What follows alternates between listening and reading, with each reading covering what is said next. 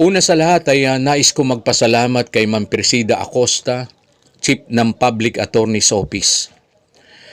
Ma'am, kami po ay labis na nagpapasalamat at nagkaroon po ng isang opisina na kagaya po ninyo na nakahandang tumulong sa ating mga kababayan na mahihirap.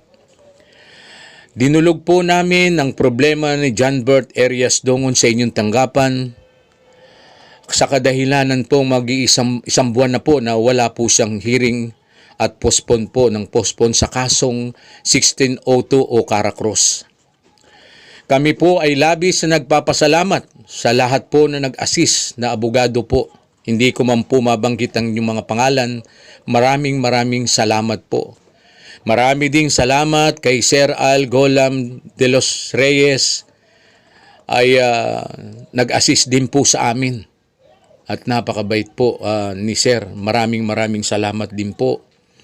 Marami ding salamat sa naka-assign na abogado, si Attorney Clemente. Sir, pakitulungan na lang po yung ating kababayan na humingi po sa inyo ng tulong.